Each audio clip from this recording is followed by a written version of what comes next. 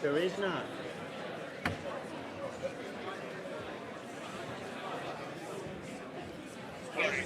Ooh, how do we check so that the slides... There's no clicker. Okay, so I'll tell Bob. Is that all right? That's so fine. So Bob, so the clicker seems to have disappeared, but just go up and down. Yeah. Here. Did you need this at all? I don't need that. I mean, no. So it seems to be on the way. That's what I thought. Terrific. So you sit down, I'll do the introduction, I'll call you. Great. Okay. Great. Yes. Thank you. Okay. Well, welcome everyone. My name is Ricardo Reis, and I'm this guy over here, but I'm not. I'm just the host, because the really great star that we have here with us is Professor Bob Shiller, who very kindly has come to the LSE to present us his new book. Bob really needs no introduction. He's pretty much won every prize, every honor that the economics profession could bestow on anyone, on people, and those are all extremely deserved. And on top of that, he's also become very distinguished and recognized through a series of prizes and awards beyond the economics profession, from academia as well as society at large. Of his many, many, many honors, one that often gets attention, and so I'd be incompetent not to mention it, is that he did win the 2013 Nobel Prize in economics for his empirical analysis of asset prices. Bob earned his PhD from MIT all the way back in 1972, but he's been at Yale from 1982 onwards, I think in the last 15 or more years, as the Sterling Professor, which is the highest honor that Yale bestows on its academics, or one of the highest honors, I think. Aside from many, many papers and many scientific contributions they gave the Nobel Prize, Bob, especially in the last 20 years, has been writing books at an incredible pace. Initially in the 90s with a series of very academic books. I still have my own copy of his 1993 book on macro markets, which is one of those lovely books for those of you who are doing graduate studies in economics that you read every couple of years and you get yet a new insight from it. It's been a very inspiring book, certainly for me. And then now somewhat more recently, he's been writing quite a series of books for a more general audience. Irrational Exuberance was a great bestseller, The New Financial Order, The Subprime Solution, Finance for a Good Society, and with George Akerlof, Animal Spirits and Fishing for Fools, all books that have been very influential in the public debate and which are full of insight. He also writes regularly for both Project Syndicate as well as the New York Times. And finally, there is no finally when it comes to honoring Bob. He's also been a very practical academic. He's not always been an academic, a communicator to the public, but he's also been a very practical and entrepreneurial contributor to society, both through the creation of the famous Case-Shiller Index, or nowadays Standard & Poor's Case-Shiller Index, which is the index of housing prices that is used a little bit all over to assess the state of the housing market in the US, but is also the methodology of that has been expanded. And so that's a very clear, it's great when you can go to Bloomberg and download the Shiller Index or the Case-Shiller Index and not download the actual person, but a series of numbers, as well as in academia through his stewardship and creation for many years of the Behavioral Macroeconomics Group at the NBR. That's where I first met Bob, I think all the way back in 2001. He was extremely important for a series of young academics like myself of providing a venue where alternative ways to think about macro, in that case it was behavioral macro, were not an excuse to whine, were not an excuse to complain, but were where a lot of productive work was being done and trying to make a lot of progress. Without further ado, I'm going to introduce Bob. This book that's just been launched, it's outside for those of you who want to grab a copy, and I think you'll please us by staying a few minutes if you want your copy to be signed at the end. And I think the only thing that I was told to say is that if you tweet about it or things, it's hashtag LSE Shiller. So we've already claimed you as one of us, Bob. You're now LSE Shiller. But without further ado, Bob Shiller. Thank you.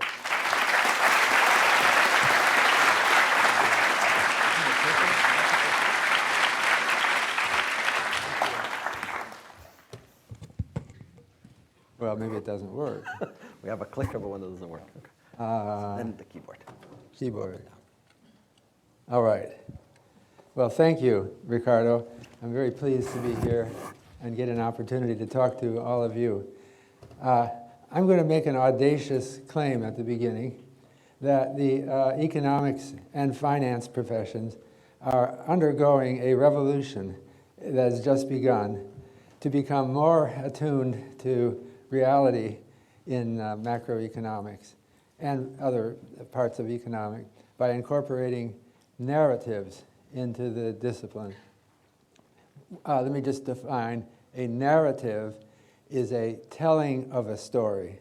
A story is a chronology of events, and it can be a good or a bad story. A narrative is attaching significance, meaning, and emotion to the story. Psychologists have claimed that narratives are fundamental to the human race. We all have a narrative of our own life, which picks out significant events in it and becomes defining of who I am. And that narrative is very important. But beyond that, its other narratives can be important. We have a huge number of narratives that are circulating amongst us through interpersonal communication.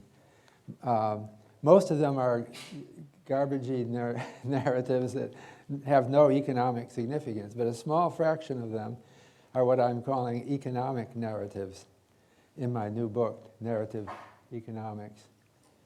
That is, that affect people's economic decisions. So I think that there's beginning of a science here in economics to study how people's thinking about economics changes and drop the unrealistic assumption that people are consistent maximizers of an unchanging utility function. You have to observe the changes. It's hard to observe what people think about the economy, just as it's hard to observe what people think about their philosophy of life. Ask someone, what is your philosophy of life, and you probably won't get much of an answer. One criminologist said it very succinctly, who was trying to study how prisoners think, how criminals think. And he tried asking them, what is your philosophy of life, when visiting a prison? And didn't get a great response. But then discovered how you do find it. They do have a philosophy of life. The way you do it is you point to another criminal in the prison and say, how did he get in here? What did he do? And it turns out they all know what crime the other people had committed. And you'll hear a long narrative of this person's life as a criminal. And it will have moral overtones. It'll come out. Criminals don't think of themselves as bad people generally. And so we want to listen to narratives as an approach to studying economics. Now, this is a belated revolution in economics. I'm going to talk. I shouldn't try to talk without my slides. I'm jumping ahead. This is my book, Narrative Economics. And a picture, I like the artist who did, I didn't do the cover, but it shows epidemic curves, which we're going to come back to.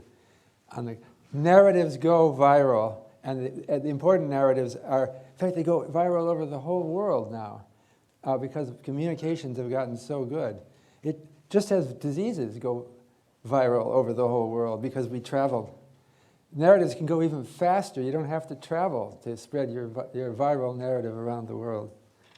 So, I was going to start with a outline, I'm going to talk about the idea of narrative economics, where it comes from, and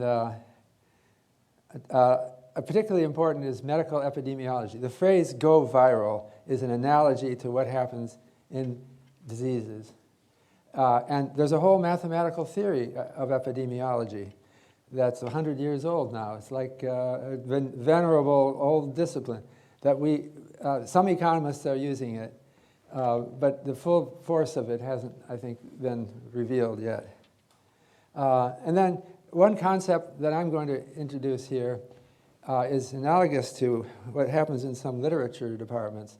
Some literary scholars talk about core stories or perennial stories in literature. The same story gets told many, many times with variations. For example, everyone likes mystery stories. A lot of people like mystery stories. And so these, the whodunit is a genre of, but they are constantly changing. It's the same with diseases who go viral. Influenza is not one disease. It's a grouping of diseases that are all similar, and they branch from each other by mutation. Same thing with narratives. They occur, I call them in constellations. I'll come back to that. And they mutate and become newly epidemic. My book has 9 examples of economic narratives in history, and it's kind of a history thing. But the theme is that they reoccur and they bring on economic changes. They reoccur not cyclically, but when mutations occur or when the environment changes to bring them on. And finally, I want to just talk about the future of this revolution. I think that data sources are fundamental causes of revolutions in science.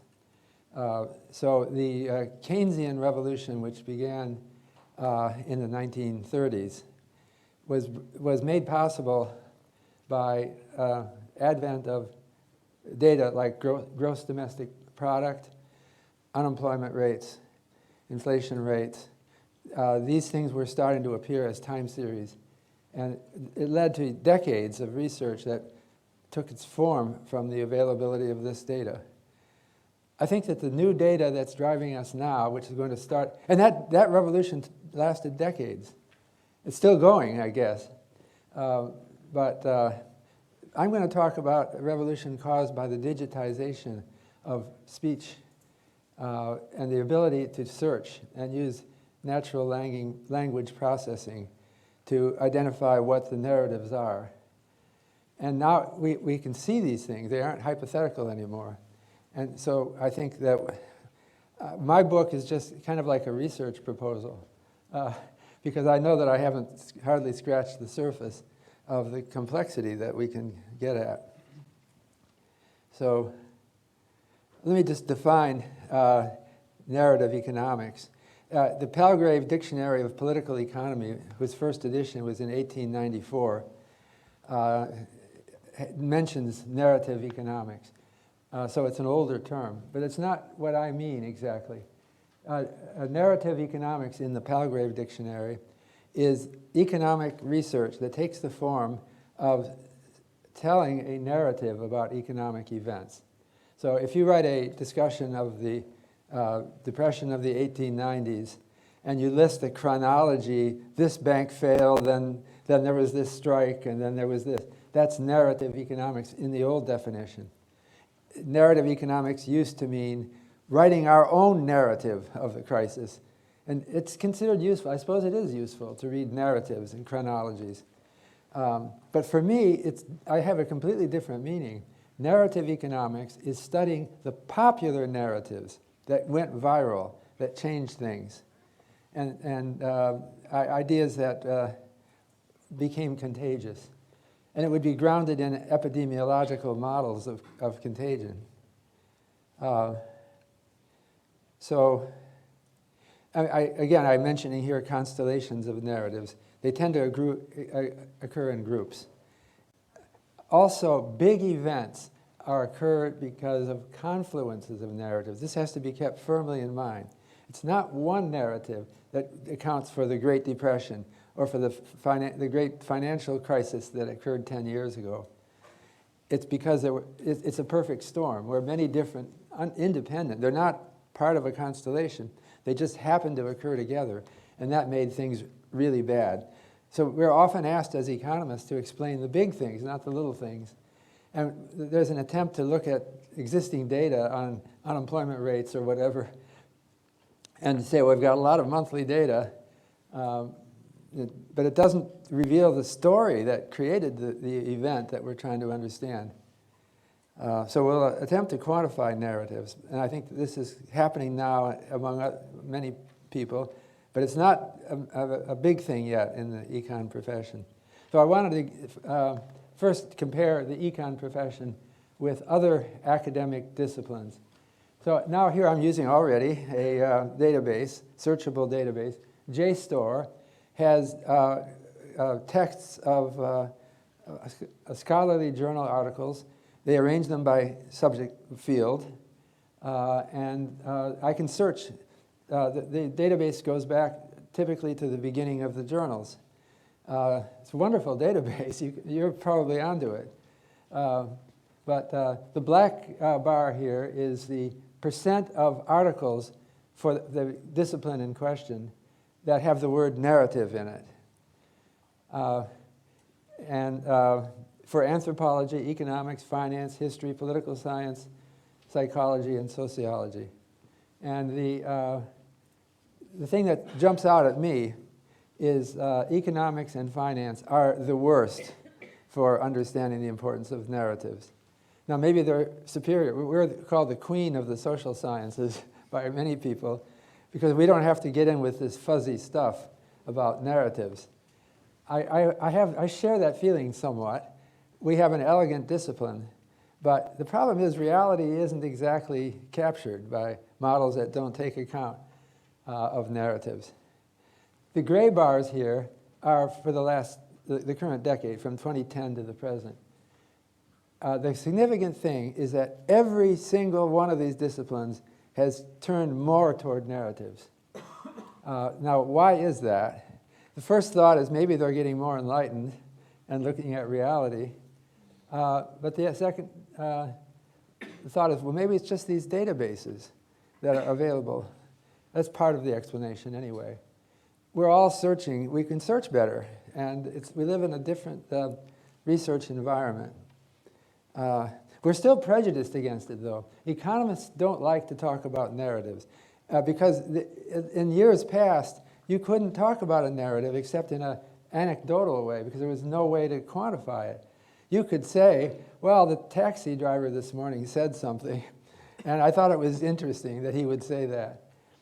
But that's only one observation. We know that that's not, that's, on the other hand, when you get back home and you think about it, that taxi driver influences you. People really are saying this.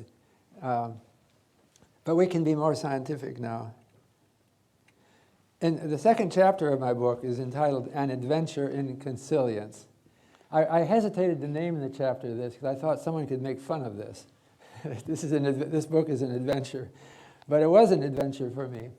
And I ought to define the word consilience, although many of you know it, but let me just... The word consilience was coined by William Whewell, who is a professor at Trinity College, and it means the unity of knowledge. His specialty was philosophy of science, and his theme was, so that's Whewell.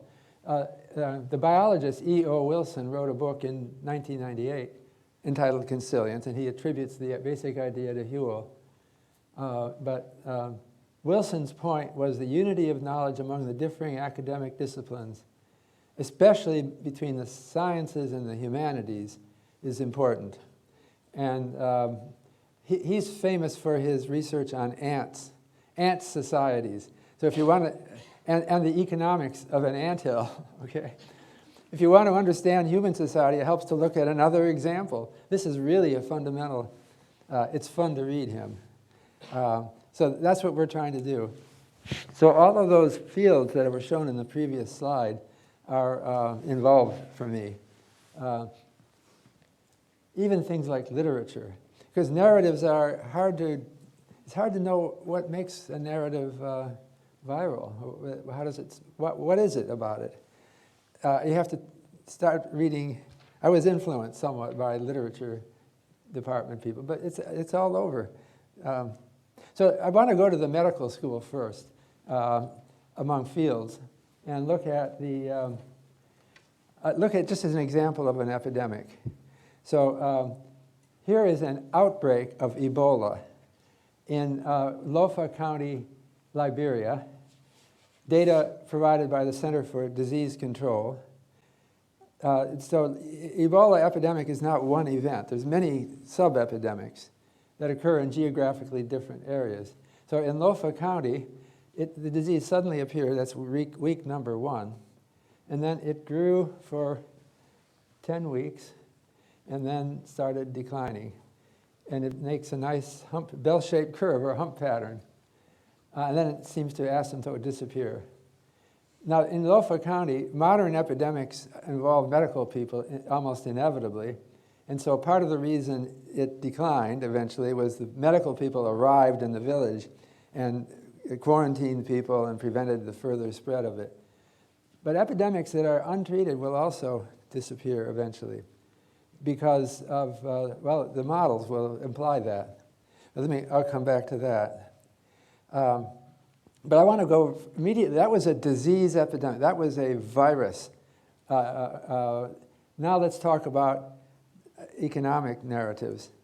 So I have 2 here plotted on the same plot. They look a little more smashed together because I wanted to get the whole. This is every year from 1850. Well, actually, my data, they don't start until 1870s, until the present. So the bimetallism epidemic, you all remember that, right? Maybe not. They had a big international conference in London in 1894 on bimetallism. So it was popular. It was growing in Europe and the New World, the United States. And then it went absolutely viral. And it was somewhat geographic. It was the United States that really got into this. And it was associated with a depression, the depression of the 1890s. And I think there's a connection. Why was it so viral? I can just report what people said in newspaper articles about it. It was geographical. Bimetallism was supported by the hinterlands, not the big cities, not the coast, the East Coast. There wasn't as much of a West Coast in the United States then. And the smug intellectuals looked down on the bimetallism supporters and often described them as stupid. And they didn't like. A reporter traveling through the Midwest of the United States said, "Everybody wants to talk about bimetallism. Why is it's crazy?" So it reminds me a little bit of Brexit. I could have put Brexit on this chart as well. I missed that in my book. But let's talk about this one. You've heard of this one. These all start with B. They're all one-word names that I can search. This is the Bitcoin epidemic. And why did it go viral? Again, it's a mystery. I'm going to come back to bimetallism. But it's a mystery because it's like, what makes a hit song go viral? I mean, can anyone know if you were to play next year's songs that were coming out, could you pick the one that goes viral? I think it's very difficult. The literature department will tell you that it's very hard to predict which novel goes viral. There are people who are now doing computer analysis and trying to do that. But Bitcoin is an innovation in computer technology, you could say. It's impressive to read Satoshi Nakamoto's paper. He was a smart guy. But it's different from almost all the other disciplines that have reveal technology, because Bitcoin is just so much more exciting than others. I'm trying to find. So, like for example, this thing, your flash drive. Do you have any idea who invented this? Do you have any idea how it works? It's impressive. This is really important. But it just never went viral, the story of it. Nobody cares. there's some proud man who thinks he invented this. But there's something about Bitcoin. I think it's the quality of the story. Maybe the story was invented by some.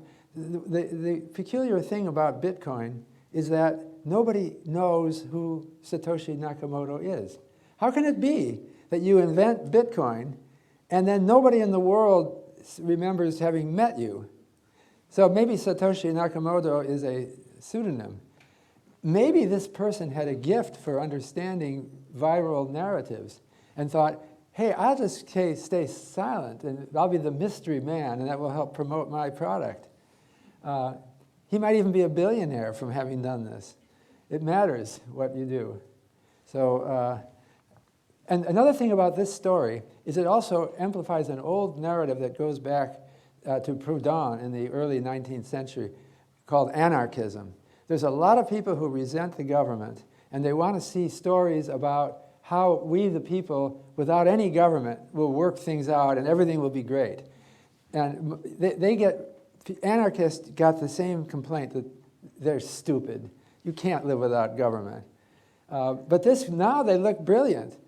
So there's something about the Bitcoin story that made it viral. So here's an epidemic. This is the classic first. I think this launched a whole literature in epidemiology. Kermack and McKendrick in 1927 devised the first, what's called a compartmental model or SIR model, where you divide the population into 3 compartments. This is for a disease that nobody dies of. There's no growth in the population. This is a very stripped down model. There's 3 compartments. Susceptibles are people who haven't caught it yet, that's S. Infected are people who have caught it and are spreading it. And recovers are people who have gotten over it. And they assume that you're perpetually immune now. You could bring in breakdown of immunity. There's hundreds of variations of this model. But the basic idea is that for an epidemic to grow, dI/dt has to be positive. That means that the contagion rate has to be above the recovery rate. The contagion rate is a constant parameter C times the number of, well, I'm doing n equals 1, 100%. So the contagion rate is the percent who are susceptible. CS then becomes the rate of growth of infective if there were no recoveries, and then they get over it at a rate R, recovery rate. So the contagion rate, CS, has to be greater than R, or you won't have an epidemic. So what brings on things like that Lofa County epidemic, there was something that affected the contagion rate. Who knows what? They might have been together indoors more, so they were meeting each other. Or they might have had dancing and they touched each other. I don't know. It's hard to figure it out, but something pushed this up. And then it mysteriously out of nowhere, the outbreak continues. But it's the same for economic narratives, I think. So economic narratives suddenly become contagious when there's a mutation. So in order to make one way of mutating a narrative is to attach it to a celebrity. Make it that Boris Johnson said it, and that it suddenly becomes contagious. But maybe that doesn't work. You know, it's something that there are some people who are good at the humanities, and politicians tend to be people who are astute observers of what might go viral. That's how they get there. This is a solution to the Kermack-McKendrick model when we introduce one person with the disease in a population of 1 million. So the initial condition is that the initial infectives are 0.0001% of the population. And I picked C equal 0.5 and R equal 0.05. And you get this beautiful hump-shaped curve. This was on the cover of my book. It's called the epidemic curve. This is the decline of susceptibles, because they're all in this case, almost everyone catches it. But it's never everyone. And this is the recovered. So you see these things again and again in examples of when you search for terms. Let me confront the issue of I'm wondering about my time. It's 7. So. What? I have like 15 minutes? Yeah. Exactly. Economists these days are rightfully very concerned about causality. And I am claiming that narratives cause changes in the economy. So economists will say, how do you know? How do you infer causality? And I don't have maybe the best answer for this, but I do have an answer to this. That is, you can run controlled experiments easily outside of economics. And the same forces of narratives should show up in controlled experiments.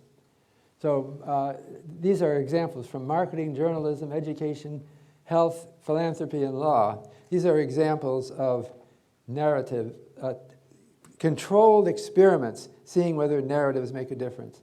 I'll just mention one. I'll take this last one. Bell et al. In 1985 were experimenting with how you can convict a criminal, an accused. And they had mock trials where the students would pretend to be juries. And they would present the same evidence 2 different ways. One in a narrative form and the other in a factual form. And in the narrative, what sticks in it still sticks in my mind from their article. In the narrative form that they tried in one of their cases, it contained the line, the accused then lunged at the victim, in the process knocking over a bowl of guacamole dip upside down on the white shag carpet. Okay, now the fact that the accused knocked over a bowl of guacamole dip cannot possibly be relevant to the conviction, but it just made them think about it. It made it vivid for them. This goes back, this is not a new result, by the way. If you look at Cicero, the ancient Roman, 2,000 years ago, he has a book on rhetoric. And he says, put visual images into your speeches. It'll be remembered better. So it's not new. This is about constellations of narratives. A lot of narratives, there's maybe thousands or millions of narratives that are all built around a theme and reinforce each other. The epidemiologists call it co-epidemics. If one disease encourages the contagion of another disease and in reverse, that's a co-epidemic. So for example, we've seen a co-epidemic of tuberculosis and AIDS. It's been noted that those 2 diseases occur together because they help each other be contagious. I find this chart a little depressing. This is my count using Google Ngrams of various economic models. I picked models that were developed a long time ago. So I've got the ISLM model, the real business cycle model, the overlapping generations model, and the multiplier accelerator model. Those are all venerable economic models. What is their attention? This is searching books. Every one of them is hump-shaped. Every one of them looks like a hump-shaped, like an epidemic curve. And they even have a proper, here's the, for example, this double line one. That's Samuelson's multiplier accelerator model. He published it in 1939, which is just right here at the beginning of my data. And there was no talk about his article for a decade. Well, I wouldn't say no talk, but it doesn't show up on here. And it was growing exponentially, and then it reached this huge peak in around 1960, and then it just decays away after that. I find this depressing because you like to think that you're seeking truth and you've made a triumphant addition to the stock of world knowledge, but you haven't. It's just another epidemic. And I think all of these models are interesting, and none of them is absolutely right, so you should be, I don't know if you've learned all these models, but I suspect that many of you haven't, looking at the way it's going in the... that's the multiplier accelerator. It is a feedback system, but it's mechanical. It works through multiple rounds of expenditure defined by Keynes. When someone spends money, it becomes income of another person, part of which is spent. It can lead to even hump-shaped pattern. This is from that same 1939 article by Samuelson. shows a hump-shaped pattern. Feedback matters. I think that these models are interesting, but we have to augment them with the other kind of feedback, the feedback of changed ideas. And this idea that the marginal propensity to consume is constant doesn't sound right to me at all. It maybe as a very first approximation, but it can lead to big errors. So I wanted to give you another example of a narrative. In 1974, Art Laffer, who is a professional economist, had dinner with, I don't know if you recognize the name, Dick Cheney, who was soon to become Vice President of the United States, and Donald Rumsfeld, who was Secretary of Defense. And in the dinner, he drew this diagram. Those guys are non-economists, by the way. He's making it very simple economic. So he drew this diagram. On this axis is revenues, tax revenues, and on this axis is the tax rate. We're talking about an income tax. And so Art Laffer, on the napkin, said, showing them at dinner, at 0% tax rate, you don't collect any taxes. But also at 100% tax rate, you don't collect any tax. No one would work if you're going to tax all of it. So the curve relating expenditure to tax rates must be hump-shaped. He drew it sideways. I don't know why, but that's what he did. And so if you wanted to raise a certain revenue of 1,000, there's always two tax rates that will do it. This one here, with the tax rate of 90%, is the Democratic tax rate. And this is a Republican tax rate. I got laughter from you. It's kind of a joke. A joke is one kind of economic narrative. This was a powerful economic narrative. So they had dinner together in 1974, and it lay dormant until 1978. And Jude Wanniski, who's a great writer, wrote a book called The Way the World Works for the general public. And he told the whole story of the napkin and everything. So later, this went viral, and I think it has something to do with Margaret Thatcher's becoming prime minister here. A lot of people were talking about this story in the UK. And then Ronald Reagan. These are all tax-cutting people in 1980. It changed the whole economy. Now, I'm not saying it was only this. There are other narratives in the constellation. But the kicker on this is, many years later, the American Museum of Natural History, looking for economic exhibits. Now, I'm sorry, the National Museum of American History. Jude Wanniski had died in the interim. They called Jude Wanniski's wife and asked her, could you look around? Is there a napkin with a curve drawn on it? And then she said, I don't know. I'll look in his things. And then she called back and said, yes, I found it. Here's the napkin. It was a cloth napkin with this diagram on it. So then triumphantly, you can find it on the web. This is a major exhibit for the museum. But there's one problem. Someone called Art Laffer and mentioned this. And Art Laffer said, I don't believe it. He's the guy who drew it. Art Laffer said, my mother taught me don't write on nice things like cloth napkins. But it does, even this, most people remember the napkin because that's a visual image that makes the story better. So this is famous economists. I find this the most depressing chart because they're all hump-shaped, and they all. You've been imagining up until now that you'll be famous forever, eventually. If you're lucky, you can outlive yourself. So where's Adam Smith? Well, I didn't put Adam Smith on this. He's really enduring, though. Henry George, but have you ever even heard of him? He was big in the 19th century, and now he's dwindling. He's still there, sort of. This is just, it seems to me there's a basic reality here. So I'm going to talk about narratives that went viral, and in my book I list 9 of them, but this is by no means an exhaustive list. But they're just narratives that have come up, and I'm calling them perennial narratives because they've lasted a long time, and they mutate and become viral again, and then economic events then form around them. So let me start with panic. Here I have plotted from Google Ngrams for the years 1800 to 2000. The Panic of 1837, the Panic of 1857, the Panic of 1873, the Panic of 1893, and the Panic of 1907. Now, what strikes me, this is a constellation of narratives because they kind of move together. You'd think the dates, 1837, 1857, would really jump out at you. But it isn't so. They're all growing together. So back in 1837, nobody said the Panic of 1837. And then 1857, well, they're starting to talk a little bit about the Panic of 1837.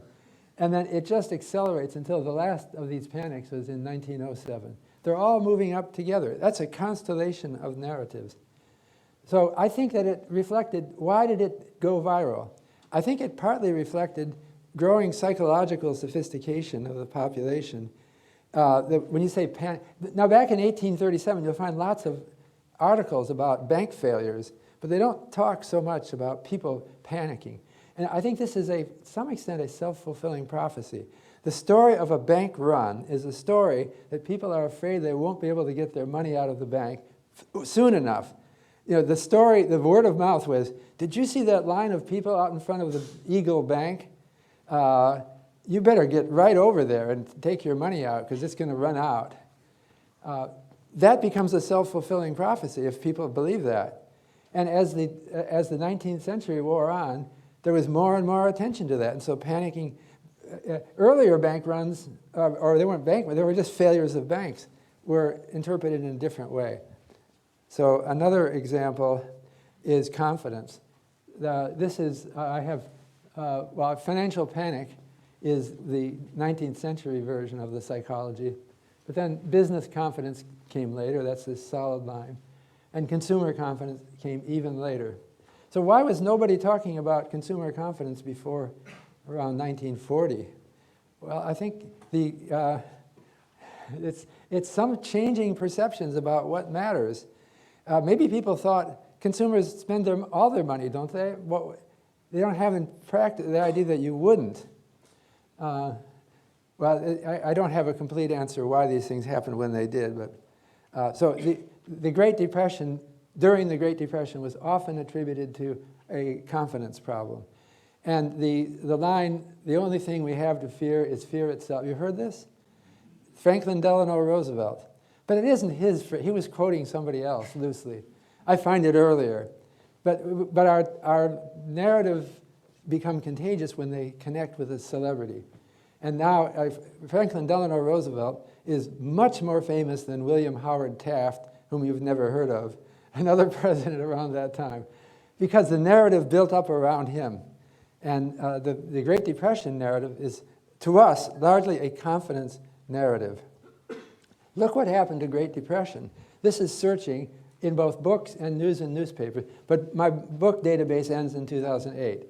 So we don't see the recent financial crisis. But if you look, during the Great Depression, nobody was talking about Great Depression, which is ironic because in 1934, Lionel Robbins, was he a professor here at LSE? I think he was. Absolutely.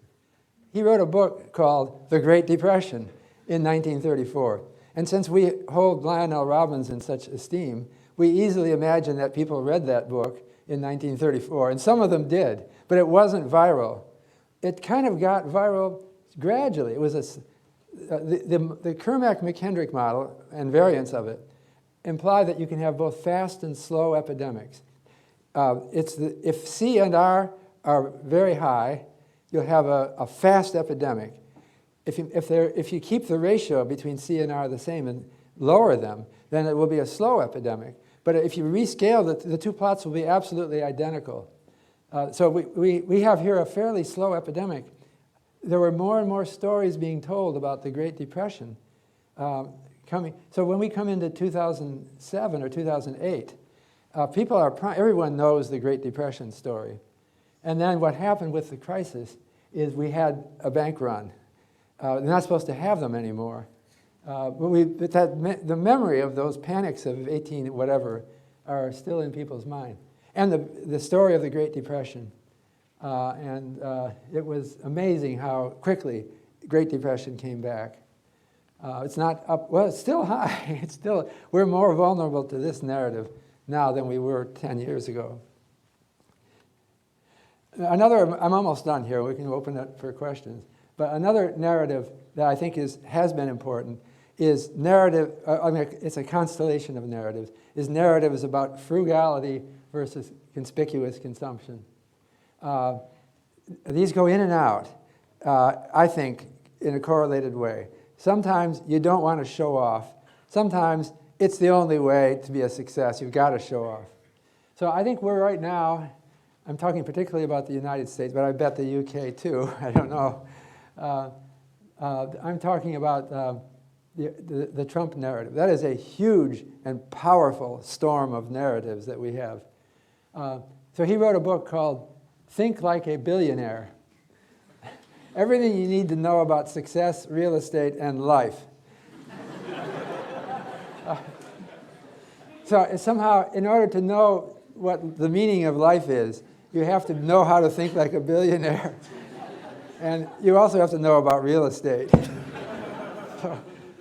So I have a couple of quotes from his book. It's really an amazing book. It's written by Meredith McIver, by the way. But it really sounds so much like Trump that we know what she did. She knows, you could do this too, right? If you could spend time with Trump in interviews, you could write it up and be Donald Trump. Right? We kind of seen enough of this guy, we know.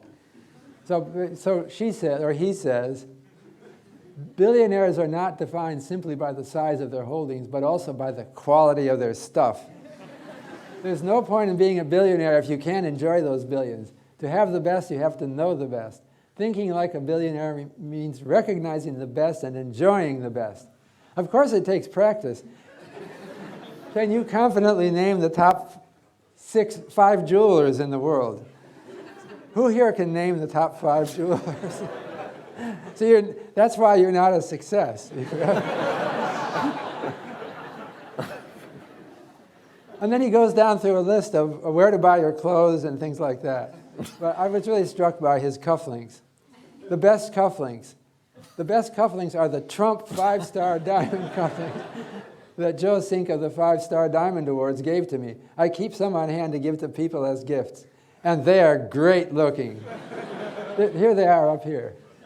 Well, this is some other Trump cufflinks you can get, but this is the one he's talking about.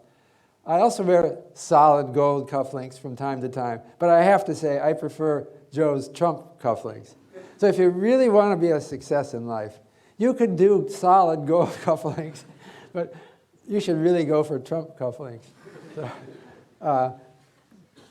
by the way, these are huge bestsellers, these books that he writes. So what Trump has done is spent, I had an article in The Guardian on Sunday, or Monday, I think some of you might have seen it. He spent 50 years purveying this narrative of himself as the rich and famous man. I think maybe he was doing the right thing. Not many people would pursue this for 50 years. So that's why some of you can start this now. But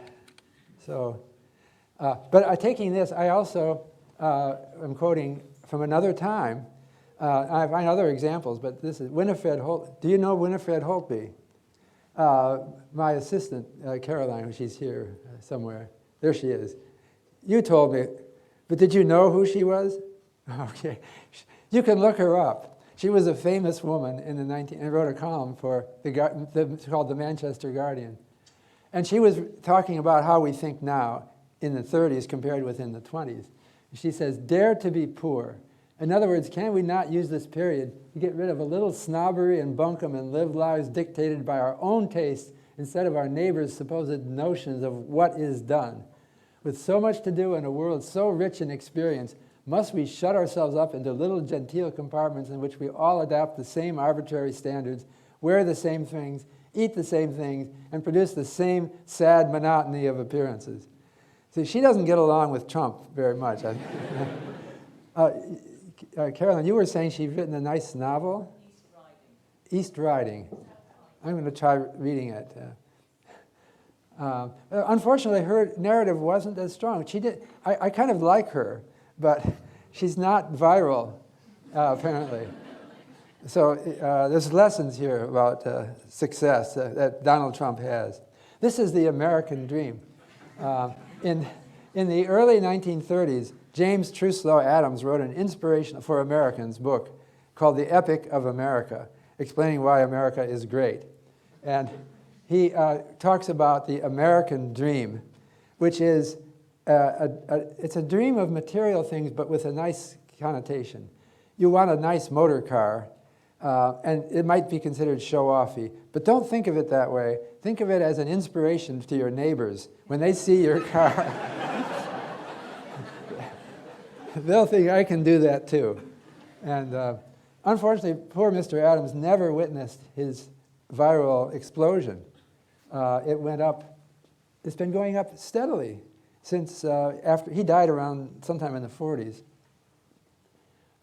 It took a lot of impetus from Martin Luther King, who he had a famous speech called the I Have a Dream speech. And he quotes Adams' American dream and says that we, the oppressed minority, are developing the American dream, and we're all in this together. And it really went viral.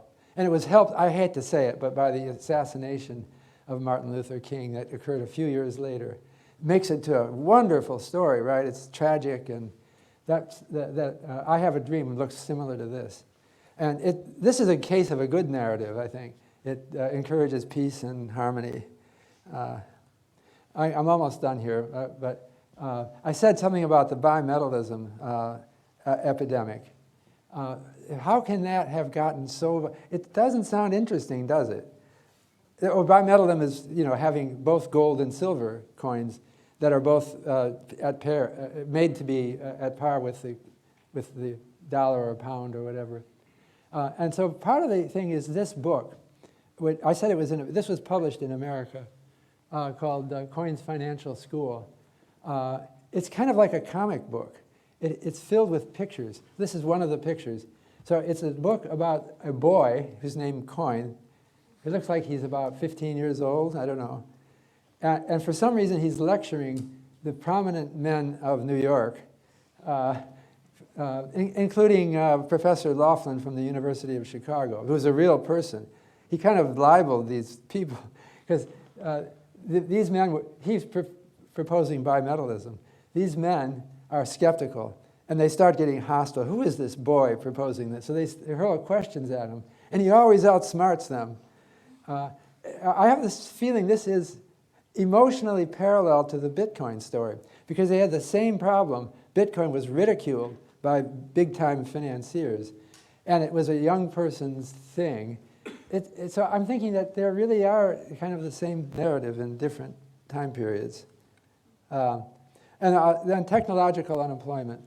This is a huge narrative now, but it's not having economic impact yet, but I think it could. Technological unemployment is a term coined in the late 1920s, and then it went hugely epidemic in the Great Depression. And it is the story that robots will replace your jobs. And they actually said it just like that. In 1930, they were talking about robots.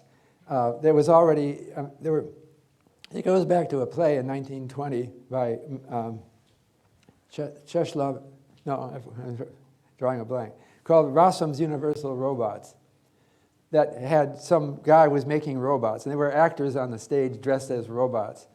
And then everyone thought it's wonderful we have robots replacing our... Maybe I should get some water. Need to work. But then the robots mass together and kill everybody. So,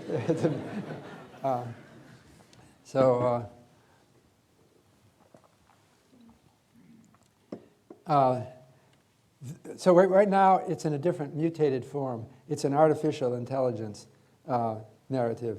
And I think it could come back if unemployment goes up. What happened in the Great Depression is the original labor-saving machinery narrative, which goes back to the Luddites in 1811, was talking largely about farm equipment or certain kind of mass production equipment. But it started to get more generalized. The stories were more generalized about machines replacing jobs. This is the power age. We live in the power age. You don't say that anymore, right? They talked about the whole horsepower of the world economy. It's something like 500 billion horsepower. And what do people matter with their puny muscles compared to all that? And so you're going to lose your job. And that forces you to then curtail your expenditures. You think that unemployment is coming to me. And it's going to be permanent when it comes. So as a little bit of evidence that this was popular view, I am quoting Albert Einstein. This is from an article in the Boston Globe newspaper in 1933, which was an interview with Einstein, the physicist. Now, you all know Einstein, right? He has this phenomenal narrative, and I think it has to do with his disheveled hair. Well, he's looking groomed here, but and various things about him that made it a vivid story. But what he told the Globe in 1933, this is the greatest physicist ever, right? So he's supposed to be smarter than all of us. According to my conviction, it cannot be doubted that the severe economic depression is to be traced back for the most part to internal economic causes, the improvement in the apparatus of production through technical invention and organization has decreased the need for human labor and thereby caused the elimination of a part of labor from the economic circuit and thereby caused a progressive decrease in the purchasing power of the consumers. So he was an economist too. And I think it's very significant. That's not our narrative about the Depression, right? We're not impressed by the technology of the Depression. They would write about it, good writers would write about it as amazing what's being done now with machinery. But, well, this is a little bit messed up, but this is my last thing about the future of narratives. Well, I'm saying that I think that there's a lot of interesting work, and I don't have to say it, it's going to happen. It's already underway in economics. But I'm thinking that some kind of epidemic models will be part of a lot of economic models. And there will be searches of data. But I'm also thinking that we should today, governments collect old-style Keynesian type data. They don't collect this. So who's collecting data? Now, we do have newspapers and magazines that are already digitized. You can get them back to the 1500s, some of them. But it's not necessarily a good sample. It's a sample of newspapers and books that were saved rather than everything. Attention to good methods could be called for. The other thing is that we have a lot of questionnaire surveys, and I've been doing them myself, where what they seem to think is that we want to ask questions that are relevant right now, and they tend to stop asking them afterwards. There are some, like for the consumer confidence indices, we'll ask the same question year after year, and that's good. But I'm thinking that also it's not enough, because you ask, are you confident? What does that mean from time to time? Stories motivate people in complex ways. And so we have to kind of save the stories that people are talking to each other about before they're lost forever. It's not just that the economists may miss big motivations. Like I mentioned, well, if you think about anger as a motivation, nobody asks about, are you angry at businesses? Well, maybe they do once, but they don't have a time series on that. And so boycotts, people will just casually boycott profiteers.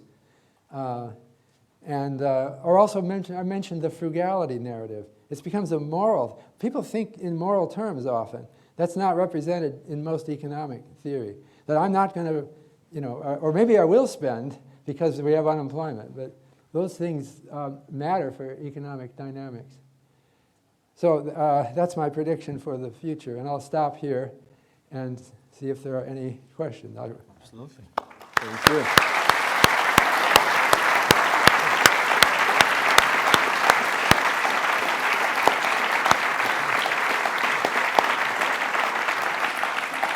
So Thank you very much, Bob. That was extremely inspiring and stimulating. So we have about 20 minutes for questions. Please put your hand up. I'll try to call on you at a time. We'll do one question at a time. And just say your name and briefly your affiliation, like you're a student at LSE or something of that sort. And I'll try to call on several of you. So put your hands up so that I start picking on you. So I'll start with this lady over here. There's a microphone coming, so please wait for the microphone to come. Nope.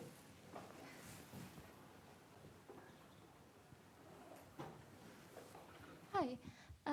Thank you very much for the brilliant discussion. I'm Kofei. I'm a PhD student. I'm working on what market narratives can tell us about the international accounting standard for valuing financial instruments. And my question for you today is that what, in your opinion, are the direct implications of narrative economics for our regulators who are desperate to maintain financial stability and to provide early warning signals in all walks of life? Yeah, I think that regulators are already intuitive, because they're people, they're human beings. They already know about the importance of narratives, even though they didn't learn about it in graduate school. So for example, is this picking up? Yeah. In 2007, when Northern Rock failed, when it was subjected to a run, people thought that although there was deposit insurance in the UK, it cut off at a low level, like 7,500 pounds. That's low because some people have their whole retirement money in the Northern Rock Bank. So it was a panic when it looked like it might fail. And your government bailed them out. It raised the limit ex post on the insurance. Because I think they knew that you don't want to get people worried. It'll affect many other banks if you get worried about a bank run. And so that was intuitive, and they did the right thing. But the problem is that if it's something that nobody talks about until suddenly you wake up, you're the chancellor, and somebody comes in and says, we have a failure of a bank. A bank run has happened. You have like 2 hours to think about it and figure this out on your own intuition. You want to have some scholarly work and some established views on this. Okay, next question. Let me try over here. That gentleman over there. Thank you very much. My name's Duncan Bartlett. I'm a journalist. The narratives about economics change a lot, don't they, depending on which country you're looking at. So, for example, in China, where there's a lot of state control of the media, the narrative is generally very upbeat. But in other countries like the UK, you'll see a lot of stories raising concerns about what's going to happen to the economy. So is the press then having an impact in what happens next to the economic cycles? Yes, this was a theme. I actually spoke here about my other book, Irrational Exuberance. I have a whole chapter on the press. And I think that the press has complicated relationship to narratives. First of all, they can spread really fast. Even the long ago press, when it was all just printing press, they could. I quote in my book a letter to the editor to the New London Gazette. You may not have heard of it. That's New London, America. They had a newspaper. And one reader mailed in, this was during the recession of 1765. He said, everybody is talking about the recession, and the words I keep hearing is, there is no money. And then he tried to do some calculations, and he said, I think it's about 50 million times a day those words are repeated in the colonies. Now, I think that's an overestimate, because there were only 3 million people in the colonies. But it shows how something like the New London Gazette was effective, even back there with such primitive technology. So the newspapers there weren't hardly any evidence of speculative bubbles before there were newspapers. The first speculative bubble reported is the tulip mania. And that was just at the beginning. There were newspapers and broadsheets and pamphlets starting to be printed at that time. And I think that's why it happened. Communication wouldn't be as effective. But I'll have to say that since you're a journalist, I want to point out that I feel that people who go into journalism do have idealistic purposes. It's not a field you would go in if you think like a billionaire. Very good. Let me go up there and let me go to this gentleman over here.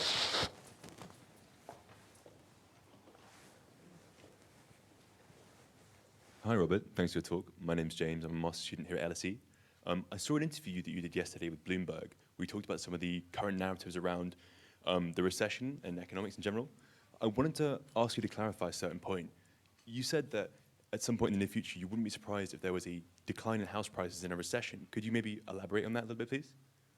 Well, the last recession in 2007 to 2009 was preceded by an intensely enthusiastic attitude toward home prices. I did questionnaire surveys, but in my surveys, I invite them to write in answers. So I have things that they volunteered. And I went back and looked to see how many of them said housing bubble in, say, 2003, 2004. No mention of housing bubble. Then I went to look to see, did they mention flipping houses? That's a speculative practice of buying a house, doing cosmetic improvements, and selling it again, hoping to make a profit 6 months later. That didn't come in 2003 either. It was generally, it came in 2005, 2006, just before the crisis. So people were talking about housing bubble.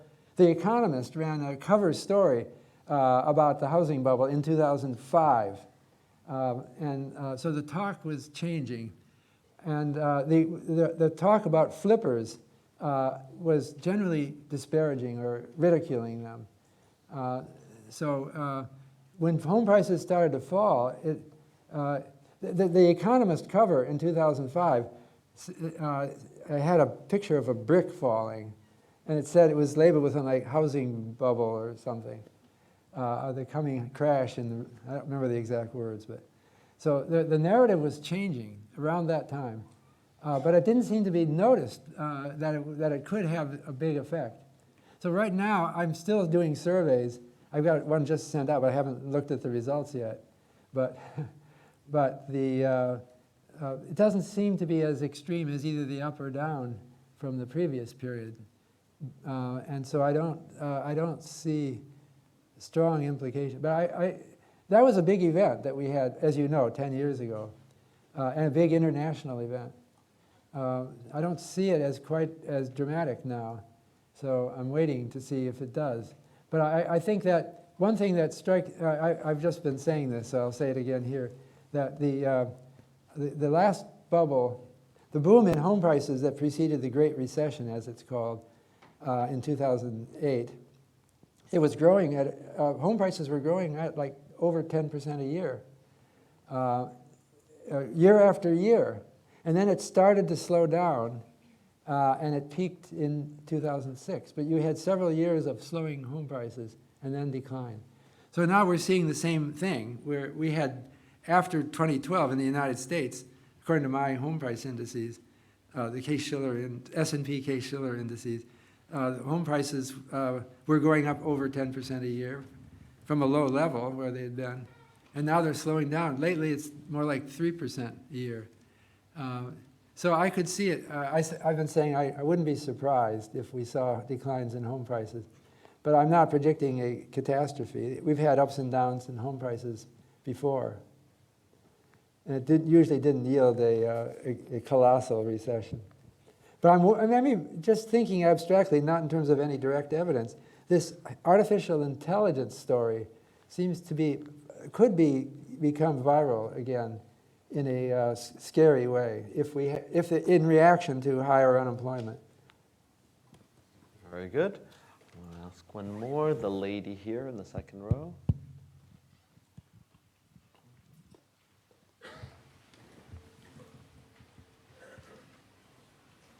My name is Alice. I'm starting a master in economics and philosophy here at LSE.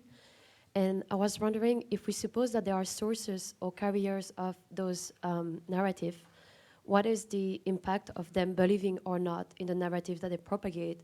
And could this make the spread of the narrative greater, or actually could a more opportunistic mind calculate and encompass better what they should tell the audience to make this narrative spread more? I'm not sure I understand what you're saying. What makes a narrative stronger?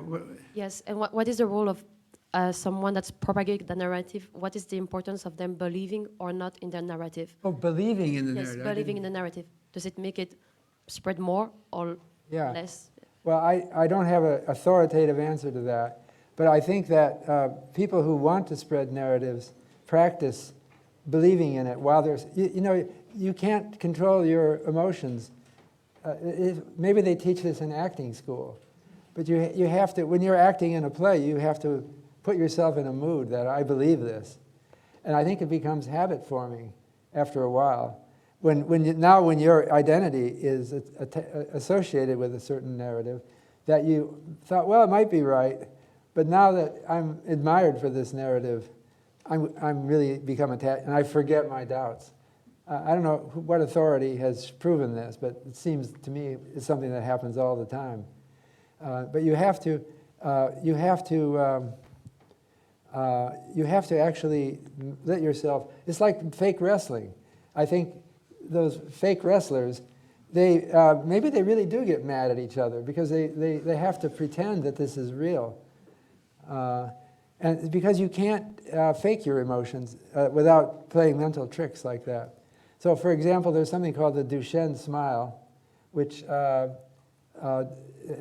Dr. Duchenne discovered 100 years ago. He noticed that when people have a genuine smile, looking at the muscles activated, the muscles that circle around your eyes contract. And so your eyes do something subtle. And those are involuntary muscles, so the only way you can control those, it's called oculus, forgot the name of them, oculus circularis, something like that. The only way you can control them is by thinking happy thoughts. And then it goes into the, I'm not that good at medicine here. What is it called? Autonomous nervous system, and you do a genuine smile. And actors learn how to do things like that. That's a long answer based just on my common knowledge. Very good. Let me ask the gentleman over there in the corner. Hi, Bob. Hello. It's Nima. I'm a PhD in finance and work as a risk analyst at Invesco. I've got a quick question. I appreciate that we just talk about what happened in history. Just wanted to know your view about what's coming.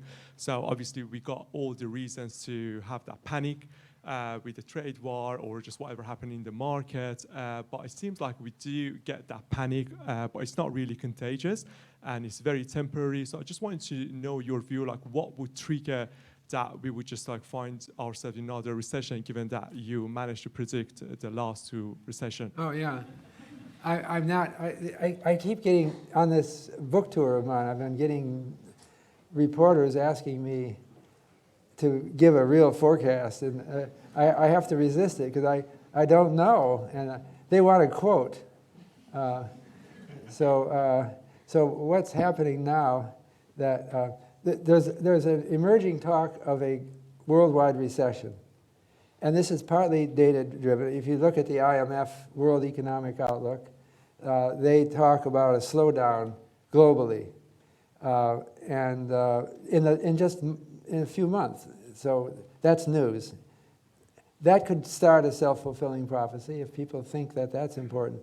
But there are other things that are happening that I've been looking at. One of them is the attention to the inverted yield curve, where short rates are higher than long rates. And this has been meticulously talked about lately. Now, it's not exactly a narrative. It is sort of a narrative. There are some people. Campbell Harvey wrote an article about it 30 years ago, and it did help launch this epidemic of attention to inverted yield curve. But I did a search for the term inverted yield curve, and I found that it goes back 100 years, but hardly ever mentioned Some people would say there's an inverted yield curve, and they didn't say why that was important.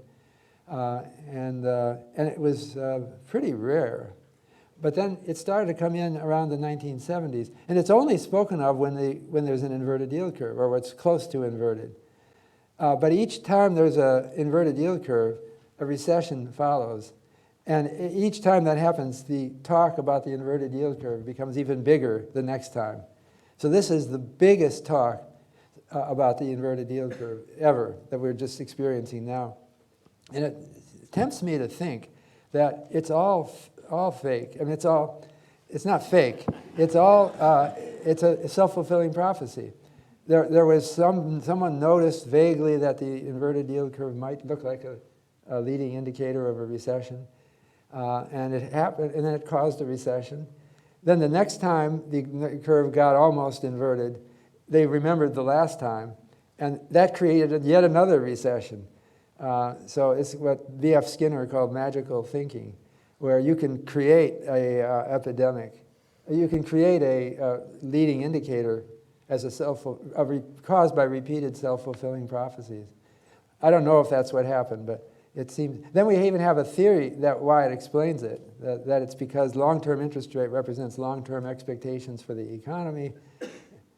I don't know. It's convenient, but I'm suspicious of the whole. But that doesn't mean it won't work again this time. So there's a lot of people think that we're near a recession now because of the inverted yield curve. And it caused the Fed to start cutting rates because they wanted to break that. Maybe it was narrative economics. They won't say this, but they didn't want the narrative to keep going, that we've got an increasingly inverted yield curve. Very good. We have time for one last question, and given the future, I was going to go to the young gentleman here in the front, who seems like a very precocious LSE future student. So wait for the microphone, Wait Matthew. for the mic. No, it's coming to you. It's on your left. My name is Matthew Howard. I'm a student at Winchester College, and I wondered that one narrative that had been going around recently in the media was the universal basic income. Oh, right. And I wondered what was your opinion on that. So.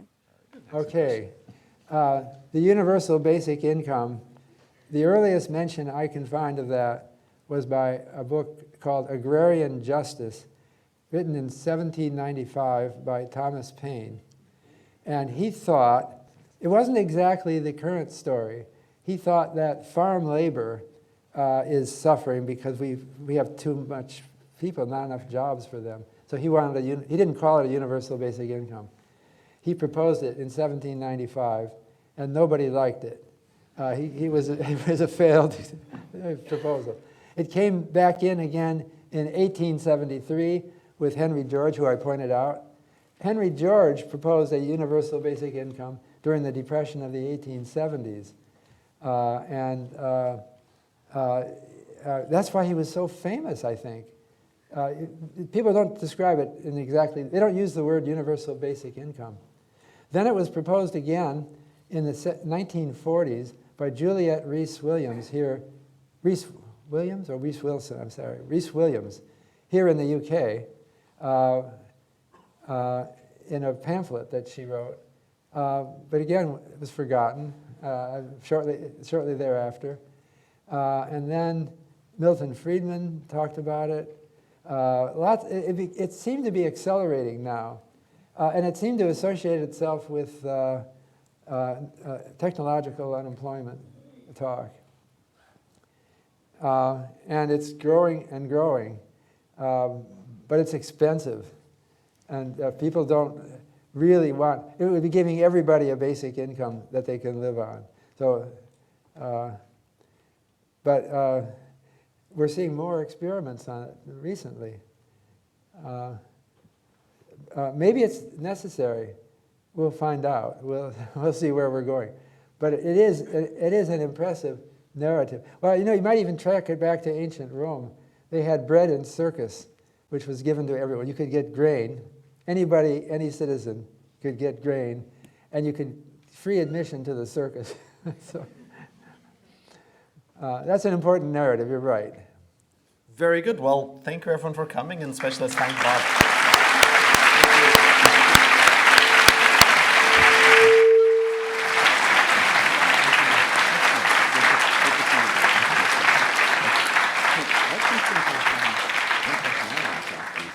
Thank you. So if you do you think that knowledge is progressing? Just Well, also, it's not all, craziness. Exactly. I A know. lot of it is just knowledge. As you said, I know. with the OLG models and model. They have their waves, but there's a steady progress, so you think there's also I said all those models are worthy. worthy, exactly. Yeah. And so, but then how do we know which of these narratives are Well, yeah, deviations from that progress line and which ones are... That's tough. So I'm thinking I could go out on the street a few blocks from here and say, direct me to the London School of Economics. Right. And I'd almost surely get good Right. information. So on certain practical questions like that, it works. But when you're talking about economic decisions, they have typically to do with the indefinite future. Sure. And we often don't know much at all about it. So we can sort of tell. Very good. Go slow. There's always a few students. There's a big safety thing that they can't get on stage. Yeah, I'm happy to do that.